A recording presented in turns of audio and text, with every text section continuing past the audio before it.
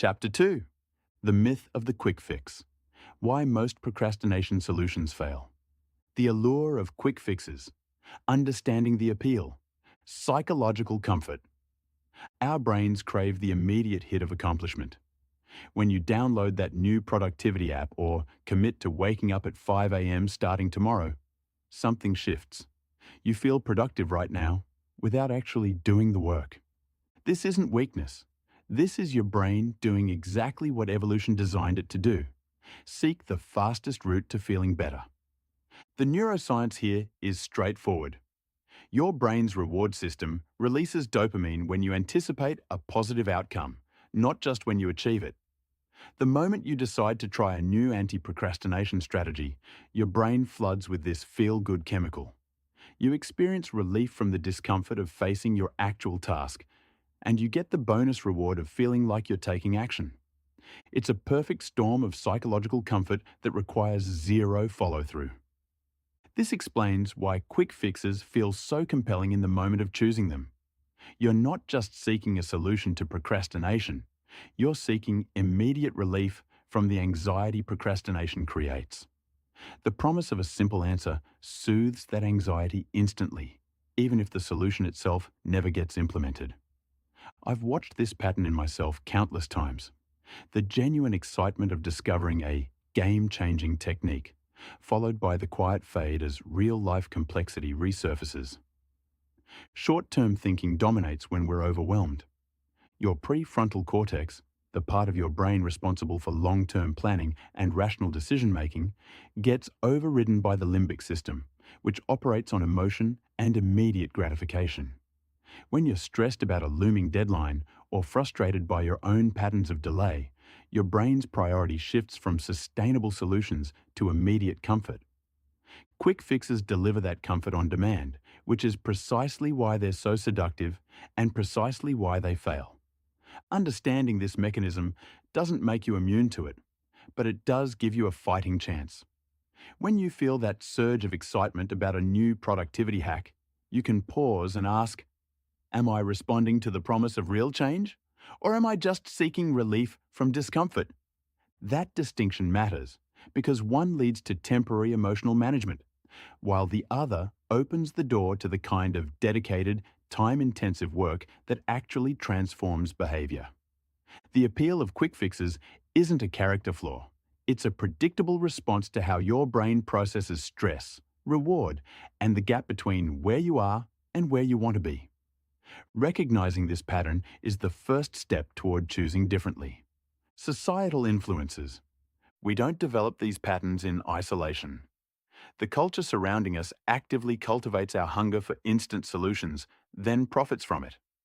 Every social media ad promising to eliminate procrastination in 21 days or unlock your productivity potential with one simple habit, a concept often misattributed to studies on habit formation from the 1960s, Maltz 1960, isn't just marketing, it's cultural conditioning disguised as help. These messages work because they tap into values we've absorbed without questioning. Speed equals success, efficiency trumps everything, and any problem solvable quickly is superior to one requiring sustained effort. Marketing departments understand your brain better than you do. They know that when you're scrolling through feeds at midnight, exhausted and frustrated by another unfinished project, you're neurologically vulnerable to their promises. The dopamine hit from clicking "Buy Now" on that productivity course feels like progress. It feels like you're finally doing something about the problem. But this transaction isn't about solving procrastination. It's about selling the feeling of solution without the inconvenience of actual transformation. The industry thrives on your repetition, your return visits, your perpetual hope that this time will be different. Then there's peer influence, which operates more subtly but no less powerfully. When your colleague mentions their new morning routine and you notice they seem more focused, something shifts in your perception. When a friend shares their latest productivity hack on social media, complete with before and after testimonials, you feel the pull. These aren't strangers selling you something. These are people you trust, people whose success you want to emulate. The implicit message becomes clear. Everyone else has found the shortcut, and you're falling behind by not trying it. What makes this cultural pressure particularly insidious is how it masquerades as support.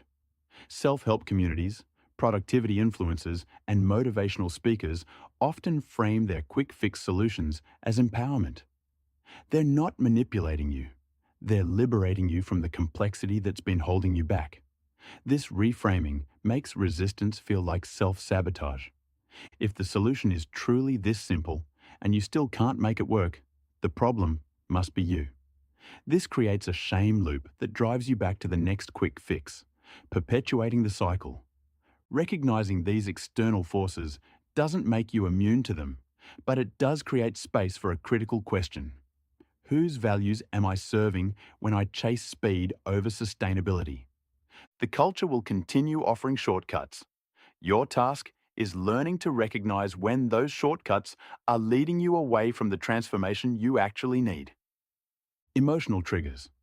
When you feel the urge to download another productivity app at 10 p.m. on a Sunday, you're not making a rational decision. You're responding to emotional urgency masquerading as problem solving.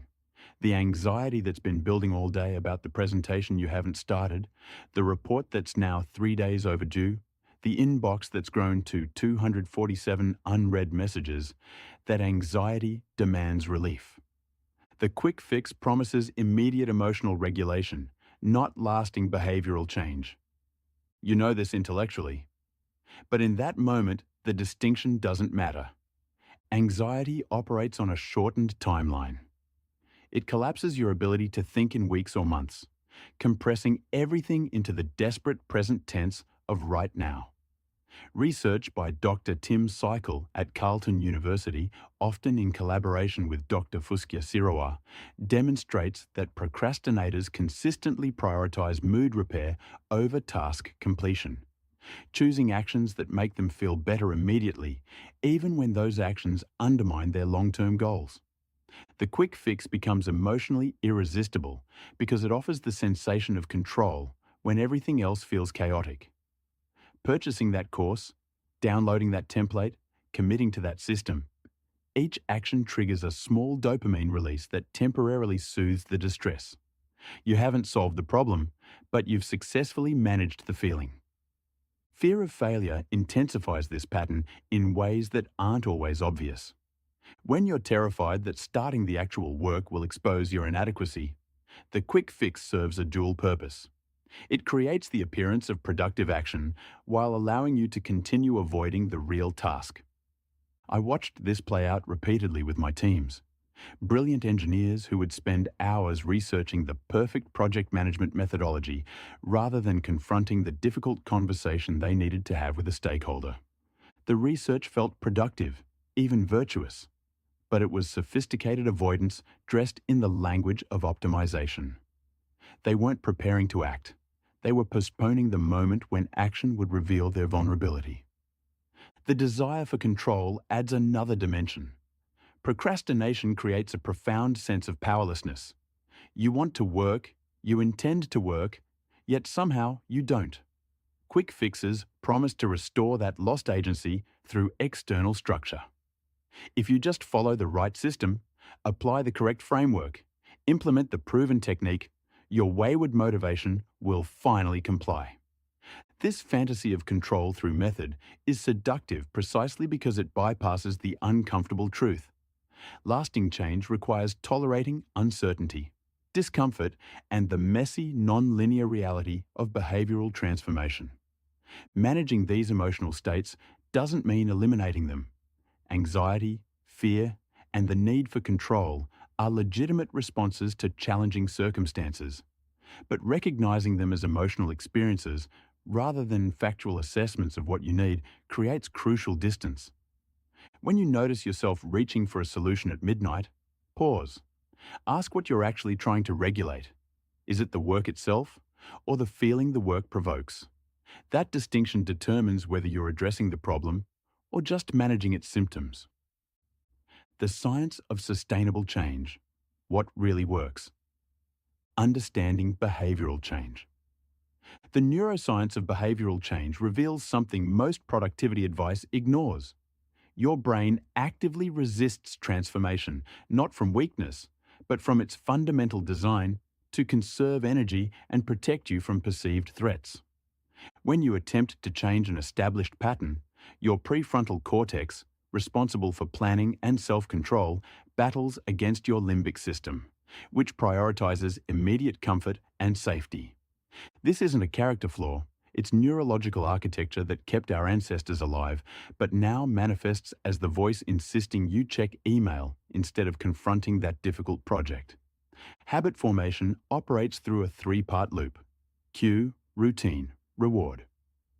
Understanding this mechanism explains why willpower alone fails.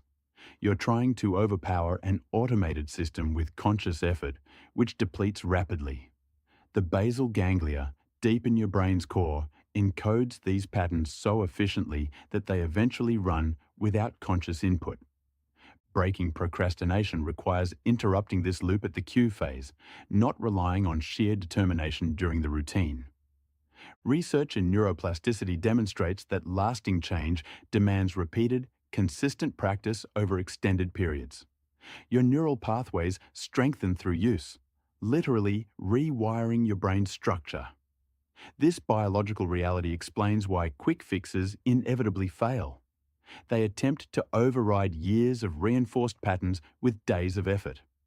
The time frame required varies by individual and habit complexity, but evidence suggests meaningful behavioral shifts typically require months of sustained practice, not the weeks promised by most self-help formulas.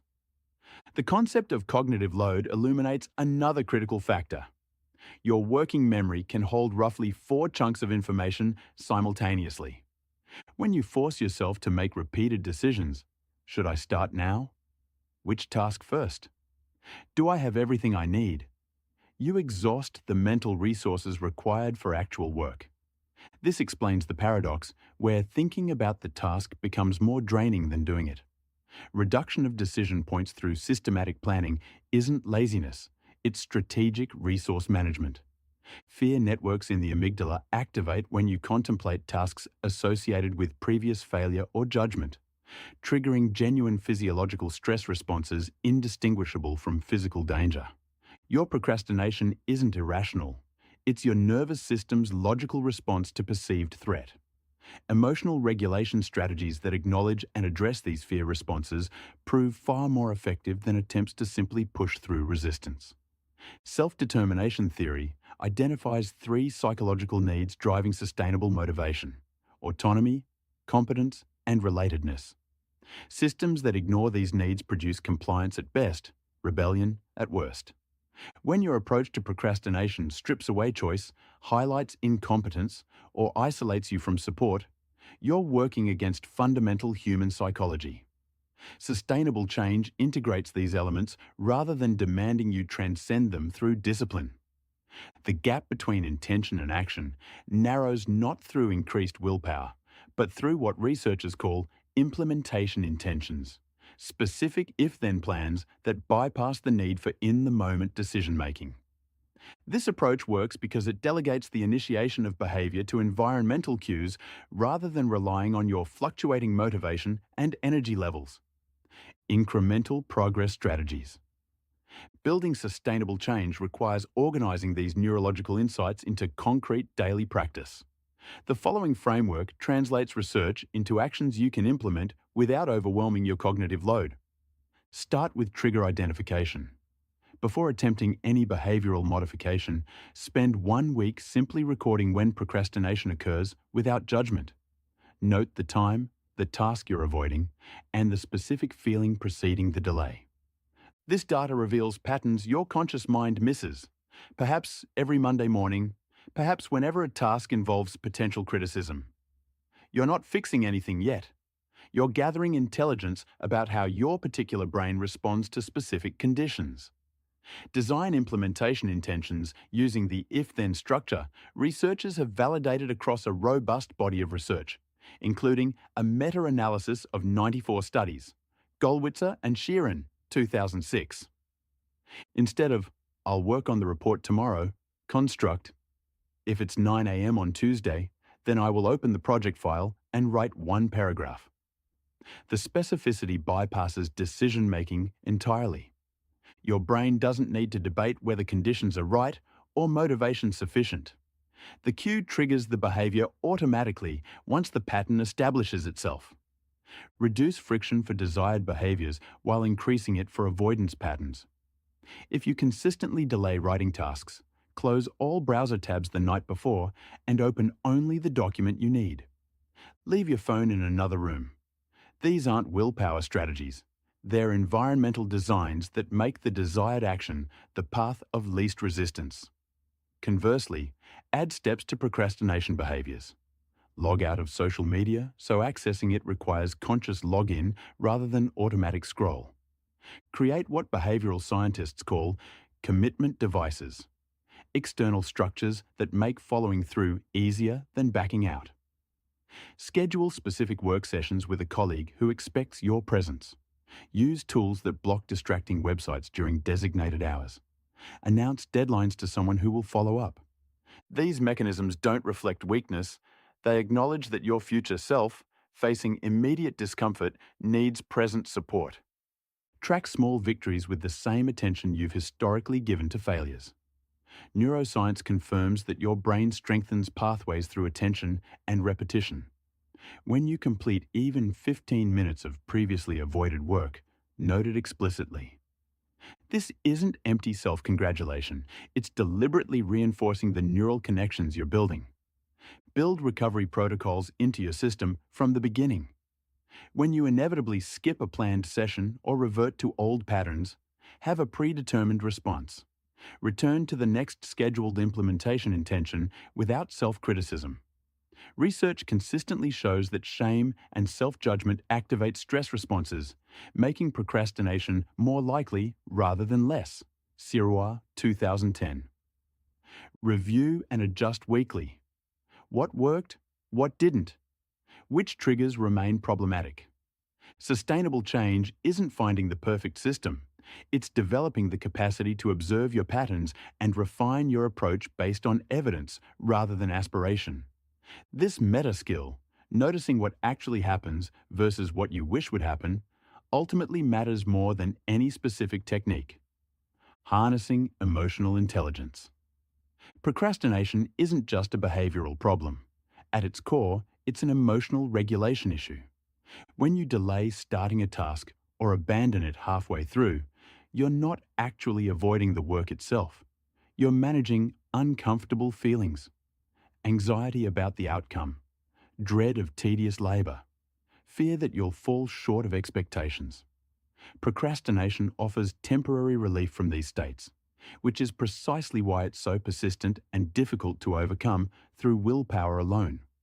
Sirois and Cycle, 2013. Understanding this emotional foundation changes everything. Most productivity advice treats procrastination as a time management failure or a discipline deficit. It prescribes schedules, accountability systems, and motivational mantras. These tools can help, but they bypass the real driver, your inability to tolerate emotional discomfort without seeking immediate escape. Emotional intelligence becomes your most valuable asset in this context. It encompasses the capacity to recognize what you're feeling in real time, understand why those feelings arise, and modulate your response rather than reacting reflexively. When you can sit with the anxiety of starting a difficult project instead of fleeing to social media, you've developed the skill that separates sustained productivity from endless cycles of delay and last-minute panic. Consider the difference between two people facing the same deadline. Both feel anxious. The first person scrolls through their phone, seeking distraction and temporary relief, then later faces amplified anxiety plus guilt. The second person notices the anxiety, names it, "I'm feeling worried about whether I can do this well," and makes a conscious choice to begin despite the discomfort. That second person isn't fearless. They've simply built the capacity to acknowledge emotional signals without being controlled by them. You develop this capacity through practice, not revelation. Start by building awareness of your emotional triggers. What specific feelings precede your procrastination episodes? Is it the dread of starting something unfamiliar? The perfectionist anxiety that your work won't measure up? The resentment of externally imposed deadlines? Most people operate on autopilot, moving from trigger to avoidance without conscious recognition of what happened between those 2 points. Your first task is to illuminate that gap. Keep a simple log for 1 week. When you notice yourself procrastinating, pause and write down what you were about to do and what you're feeling. Don't analyze or judge, just document. About to start quarterly report. Feeling overwhelmed and uncertain where to begin.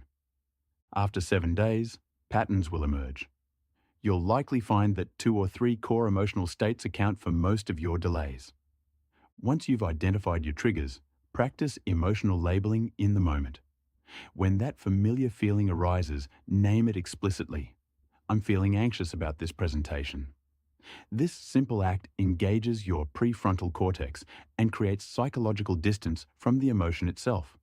Research shows that labeling reduces the intensity of negative emotions and improves self-regulation. Torre and Lieberman, 2018. You move from being swept away by the feeling to observing it, which fundamentally changes your relationship to it. The next step involves sitting with discomfort rather than immediately seeking relief. When procrastination urges arise, set a timer for 5 minutes and commit to staying present with the uncomfortable emotion. Notice where you feel it in your body. Observe the thoughts it generates. Recognize the impulse to escape without acting on it. This practice, adapted from mindfulness traditions and increasingly validated by clinical research, gradually increases your tolerance for emotional discomfort. Kramer, 2020. You're training yourself to experience anxiety or frustration without needing to make those feelings disappear instantly. This isn't about eliminating negative emotions. That's neither possible nor desirable. It's about expanding your window of tolerance so that discomfort becomes a signal you can work with rather than a crisis demanding immediate resolution. Over time, you'll find that the feelings you once found unbearable become manageable background noise. You can start the difficult task while feeling anxious. You can persist through tedious work while feeling bored. The emotions exist, but they no longer dictate your behavior. For deeper transformation, examine the stories you tell yourself about these emotions. Many people catastrophize their feelings. If I feel this anxious, something must be wrong. I should wait until I feel ready. But readiness, in this context, is a myth. Meaningful work almost always generates some level of discomfort. By waiting for anxiety to disappear before starting, you guarantee perpetual delay. Challenge this narrative. Remind yourself that discomfort indicates you're attempting something that matters, not that you're on the wrong path.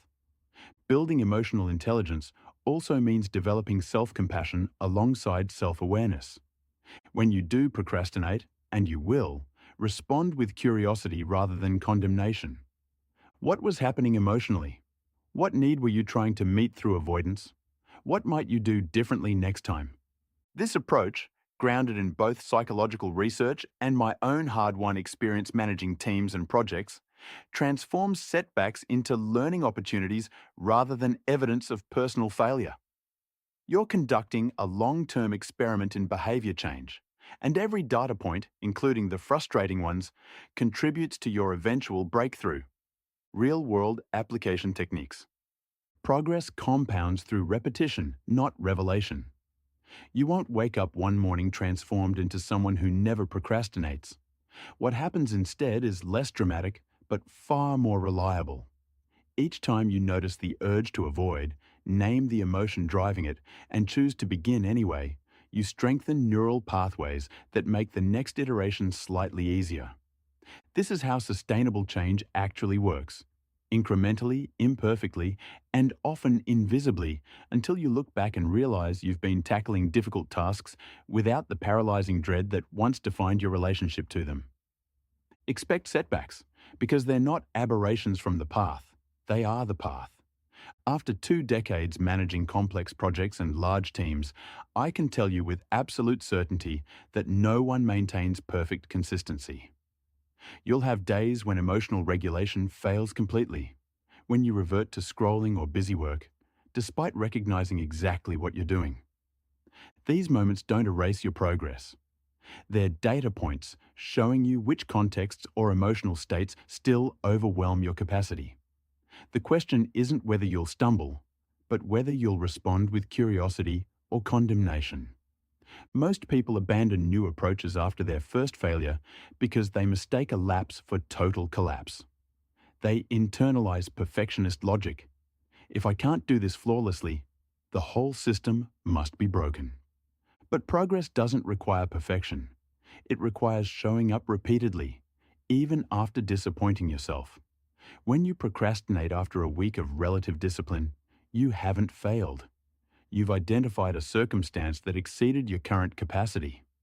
Return to your emotional log. What was different about that situation? What additional support or structure might help next time?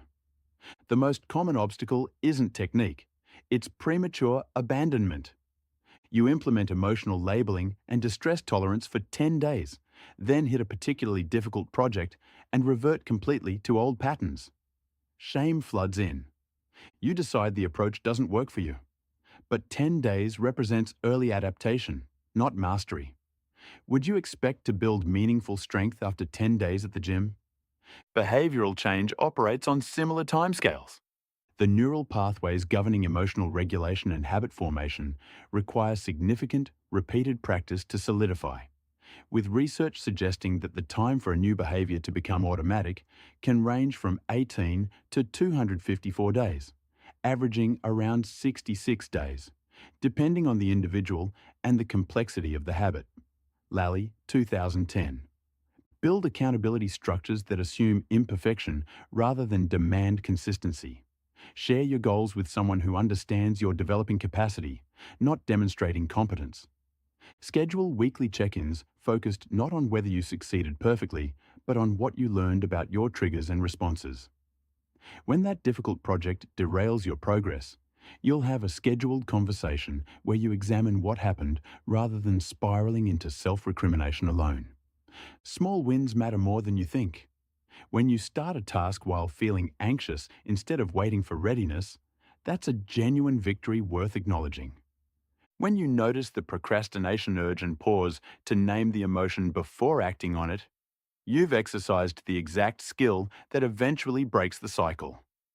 These moments feel anticlimactic compared to fantasies of sudden transformation, but they're the actual substance of change. Celebrate them deliberately. Your brain needs reinforcement that these small choices matter, because they do. They're building the foundation that dramatic breakthroughs rest upon. You already have everything required to begin, not to become perfect immediately, but to start the gradual, uneven process of developing new responses to old patterns. That's enough.